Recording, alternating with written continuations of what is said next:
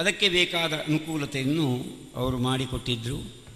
ಯೋಗಪಟು ಒಬ್ಬರನ್ನು ನೃತ್ಯ ಕೇಂದ್ರಕ್ಕೆ ಕಳುಹಿಸಿ ಹುಡುಗರು ಯೋಗಾಭ್ಯಾಸ ಮಾಡಲಿ, ಆ ಮೂಲಕವಾಗಿ ಯಕ್ಷಗಾನ ನೃತ್ಯಕ್ಕೆ ಪ್ರಯೋಜನವಾಗುವಂತಿದ್ದರೆ ಬಹಳ ಸಂತೋಷ, ಹಾಗೆಯೇ ಹೇಳಿ ಕಳುಹಿಸಿದರು.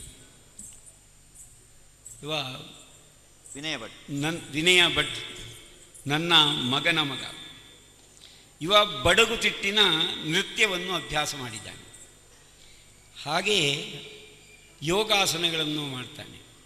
3-4 ಆಸನಗಳನ್ನು ಮಾಡಿ ತೋರಿಸ್ತಾನೆ. ಇದರಿಂದ ಯಕ್ಷಗಾನದ ಭಂಗಿಗಳಿಗೆ ಹಾಗೆಯೇ ಅಂಗ ಸಾಧನೆಗೆ ಹೆಚ್ಚಿನ ಪ್ರಯೋಜನವಾಗ್ತದೆ ಅಂತ ನಾನು ತಿಳ್ಕೊಂಡದು. ಅದನ್ನು ಮಾಡಿ ತೋರಿಸ್ತೇನೆ. ಸೂರ್ಯ ನಮಸ್ಕಾರ ಹೇಳಿ.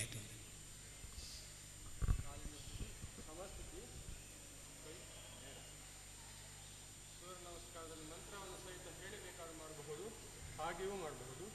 ಸೂರ್ಯ ನಮಸ್ಕಾರದ ಏಕ್ ಸ್ಥಿತಿ, ಕೈಗಳನ್ನು ಪೂರ್ಣ ಹಿಂದೆ ತಗೊಂಡು ಹೋಗಿ ಆಮೇಲೆ ಸೊಂಟದಲ್ಲಿ ಬಗ್ಸಿ ತಲೆ ಹಿಂದೆ ಹಾಕಿ. ಇದು ಏಕ್ ದೋ, ಅಲ್ಲಿಯೇ ಕೈ ಬಿಚ್ಚಿ ಪೂರ್ಣ ಮೊದಲು ತಲೆ ಕೆಳಗೆ ಹಾಕಲಿಕ್ಕಿಲ್ಲ, ಪೂರ್ಣ ಬಗ್ಗಿದ ನಂತರ ತಲೆ ಕೆಳಗೆ ಎಡ ಕಾಲನ್ನು ಹಿಂದೆ ಹಾಕಿ ಆದಷ್ಟು ಒಡೆ ಭಾಗವನ್ನು ತಾಕ್ತದೆ. ಕಾಲನ್ನು ನೇರ ಸಮಸ್ಥಿತಿ, ಆದಷ್ಟು ದೇಹವನ್ನು ಮುಂದೆ ಬಗ್ತದೆ. ಪಾಂಚ್ ಎದೆ ಹಣೆ ಮೊಣಕಾಲು. ದೇಹವನ್ನು ಜೀಗ್ತಾ ಮುಂದೆ. 7 ಹಿಂದೆ ತಾಕ್ತದೆ. 8 ಯಾವ ಕಾಲನ್ನು ತಗೊಂಡಿರುತ್ತೋ ಅದೇ ಕಾಲನ್ನು ಕೈಗಳಲ್ಲಿ ತಳ್ಳಿ. 9 ಅದೇ ಸ್ಥಿತಿ. ನಮಸ್ಕಾರ. ಆರಂಭದಲ್ಲಿ ಸೂರ್ಯ ನಮಸ್ಕಾರವನ್ನು ಅಭ್ಯಾಸ ಮಾಡಬೇಕು ಅಂತ ಹೇಳಿದೆ.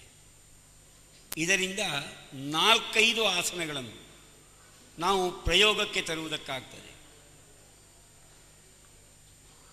ಇನ್ನೊಂದು ವೀರಭದ್ರಾಸನ.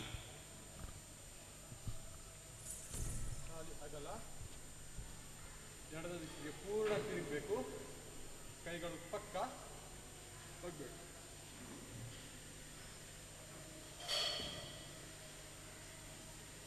ಒಂದೇ ಕಡೆ ಮಾಡುವ ಹಾಗಿಲ್ಲ, ಎರಡೂ ಭಾಗದಲ್ಲಿ ಸಹಿತ ಮಾಡಬೇಕು. ಎಡ ಮತ್ತು ಬಲ.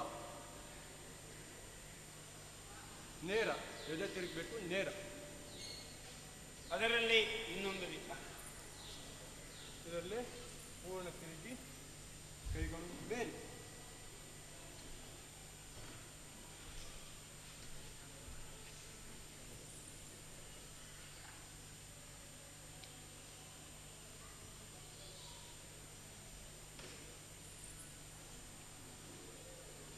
ಇದರಲ್ಲೇ ಮತ್ತೊಂದು, ಕೈಗಳನ್ನು ತಡೆದು ಹಾಕ್ತೇವೆ ನೇರ.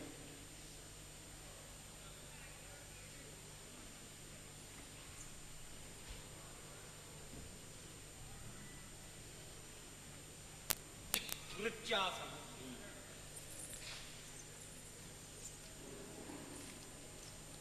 ಯಕ್ಷಗಾನದ ಕೆಲವು ಭಂಗಿಗಳಿಗೆ ಇದು ಉಪಯುಕ್ತವಾಗಿದೆ. ಆದ್ದರಿಂದ ಈ ವೃಕ್ಷಾಸನದಲ್ಲಿ ಕೈಯನ್ನು ಮೇಲೆ ಮಾತ್ರ ಅಲ್ಲ, ಹೀಗಿಟ್ಟುಕೊಳ್ಳುವುದು, ಹೀಗಿಟ್ಟುಕೊಳ್ಳುವುದು, ಬೇರೆ ಬೇರೆ ರೀತಿ ಇರ್ತದೆ.